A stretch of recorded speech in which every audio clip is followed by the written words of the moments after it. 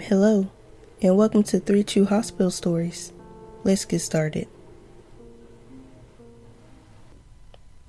Number 1. I work midnights in a long-term care facility as a nurse's assistant. I have 2 men under my care and both of them are unable to use their call lights. They have severe dementia and debilitating Parkinson's disease, but still their lights are looped around their bed rail. One night, their light came on and I went to answer it already confused and creeped out. I turned it off and left the room. Before I could get 2 doors up, the light came back on. I went in there and both lights were unplugged from the wall and thrown under their beds. I fished them out, plugged them back in and left. I've seen shadows standing over the dying and felt a tap on my shoulder while doing chest compressions, so I knew that lady had passed. I'm not a believer, but some of those things can't be explained. Number 2. I worked overnight security in one of the largest, best, and oldest hospitals in the U.S. My fellow security officers and I all have stories about one building in particular, but the one that I'll tell is the one that happened to me. A bit of a backstory. The building was built in the 1800s. It was the original psychiatric building for this hospital. This hospital was known for medical research. Now to my story. My rounds for that night happened to include said building. At night, this building was empty due to recently being converted into offices, and the drones who worked there wanted to leave promptly at 5 o'clock, if not earlier. In some of their haste, they left their office doors unlocked. It was our duty to go to each floor and make sure every door was locked, and if it wasn't, to secure it ourselves. I did my initial sweep of the building to make sure it was clear, nobody in the building, and proceeded to do my door checks. The hallways were pretty narrow, so I could check both sides of the hallway's doors at once. Everything was secure.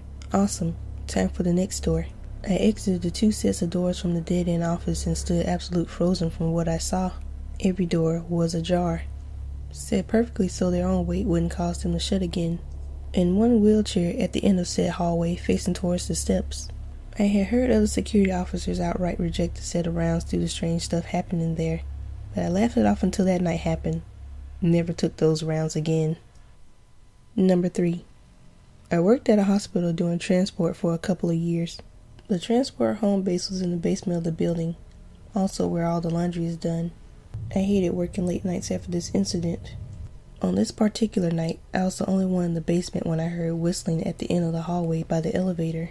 I poked my head around the corner expecting to see my only coworker on duty that night, but there was absolutely no one there. I shrugged it off. I'm not easily spooked. Nights are slow, so I ate some snacks and hung out in the break room for a bit. Next thing I know, I hear a loud bang. I walked into the hallway and the bed's rolling down the hall, bumping into the sides. At this point, I think my coworker is messing around with me.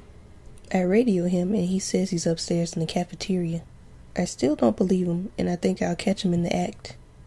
I walk past the laundry room and the machines start.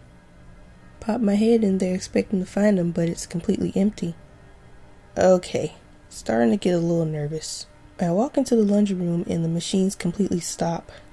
I freeze, then run out and head toward the elevator when I hear whistling again. At this point, I know I'm the only worker in the basement. As I'm standing there waiting for the elevator, things start falling off the shelves down the hall. Boxes of gloves, tissues, and packages of tubes. I'm literally standing there watching them all fall off one by one at the opposite end of the hallway. My entire body broke out in goosebumps. My hair stood on end and I had this strong gut feeling I was being watched. I was not alone.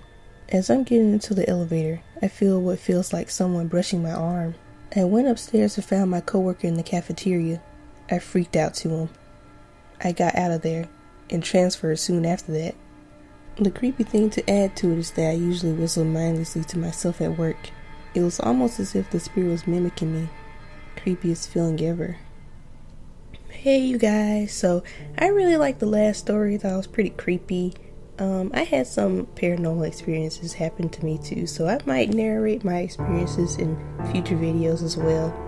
But if you like the video, like, share, and subscribe, and thanks for watching.